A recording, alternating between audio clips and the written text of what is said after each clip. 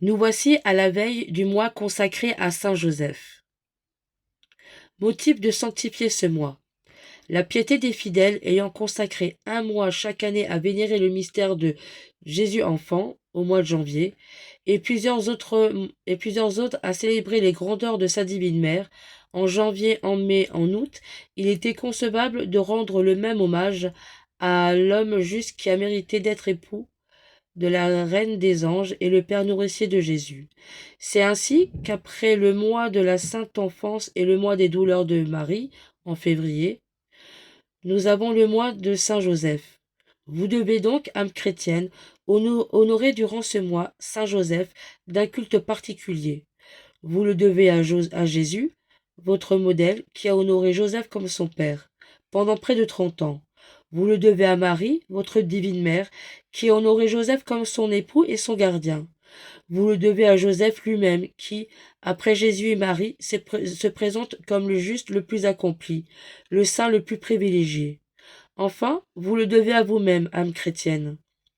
Vous avez besoin, n'est-il pas vrai, d'un guide dans la voie du salut, d'un consolateur dans vos peines, d'un protecteur à l'heure de la mort. Eh bien, Saint Joseph sera pour vous ce guide éclairé, ce consolateur charitable, ce protecteur puissant.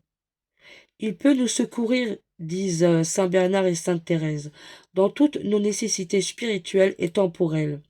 Il nous accorde même au-delà de nos demandes. Le chef visible de l'Église, le bienheureux Pie IX, n'a-t-il pas recommandé à tous les catholiques de l'univers de s'adresser avec confiance à ce saint patriarche? Ne l'a-t-il pas proclamé solennellement le patron de l'Église universelle?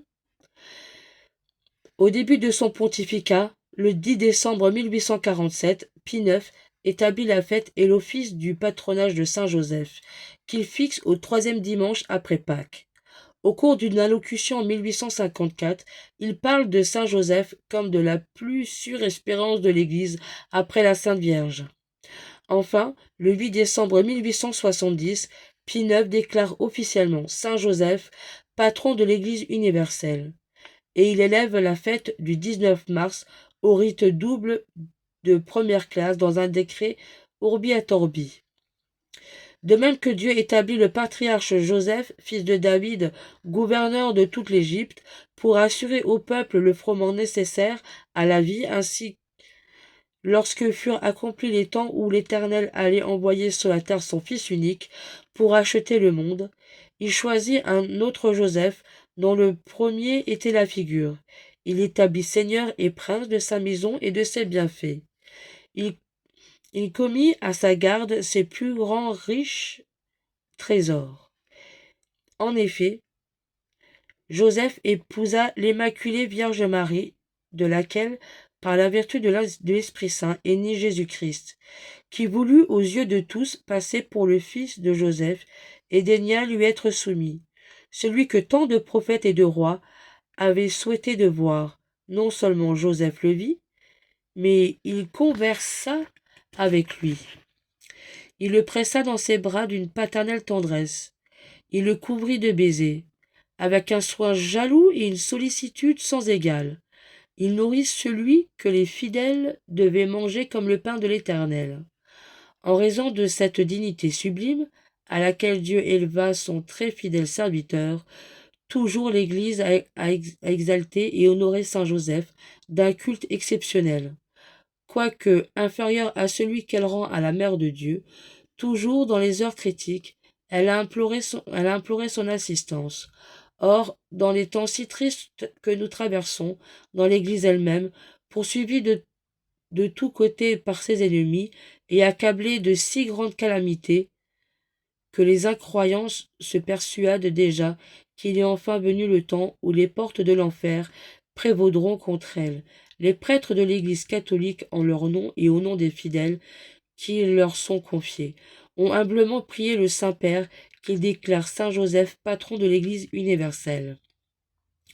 Ces prières, ayant été renouvelées plus vives et plus instantes durant le Concile du Vatican, notre Saint-Père Pie IX profondément ému par l'état si lamentable des choses présentes et voulant se mettre, lui et tous les fidèles, sous le très puissant patronage du saint patriarche Joseph, a daigné se rendre aux vœux de tant de vénérables pontifes. C'est pourquoi il déclare solennellement saint Joseph patron de l'Église catholique. Sa sainteté ordonne en même temps que la fête du saint, fixée au 19 mars, soit désormais célébrée sous le rite double de première classe, sans octave toutefois, à cause du saint carême. Elle a voulu en outre que la présente déclaration fût faite par décret de la sacrée congrégation des rites, en ce jour consacré à la Vierge Marie, Mère de Dieu, épouse du très chaste Joseph, et que ce décret est force de loi, nonobstant toute opposition aux dispositions concrètes. Embrassons donc avec joie une dévotion si agréable à Jésus et à Marie, si chère au cœur du souverain pontife, et si salutaire pour nous. Le voici, ce mois bien-aimé. Il va commencer. Il sera pour nous, comme celui de Marie, un mois de bénédiction, de grâce et de faveur sans nombre. Saint Joseph, mon Père, oui, je vous l'offre, ce mois béni. Faites que je sanctifie tous ces mois et que j'en retire les fruits les plus abondants. Prions. Daignez, ô grand saint, disposer mon âme à entrer avec ferveur dans ces saints exercices.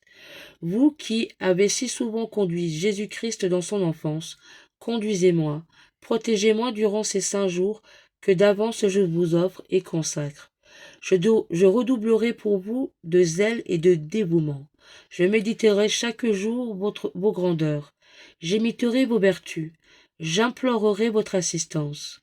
Daignez m'accorder durant ce mois, pendant ma vie et surtout à l'heure de ma mort, le secours de votre puissante intercession et protection. Amen. Prière à Saint Joseph. Saint Joseph, à qui Dieu a confié le soin de la plus sainte famille qui fut jamais, soyez, nous vous en prions, le Père et le protecteur de la nôtre, et obtenez-nous de vivre et de mourir dans l'amour de Jésus et de Marie. Amen. Je vous salue Joseph, vous que la grâce divine a comblé. Le Sauveur a reposé dans vos bras et grandi sous vos yeux. Vous êtes béni entre tous les hommes, et Jésus, l'enfant divin de votre virginale épouse, est béni. Saint Joseph, donnez pour Père au Fils de Dieu. Priez pour nous dans nos soucis de famille, de santé, de travail jusqu'à nos derniers jours, et daignez nous secourir à l'heure de notre mort. Amen. Et très bon mois consacré à Saint Joseph à tous. À demain!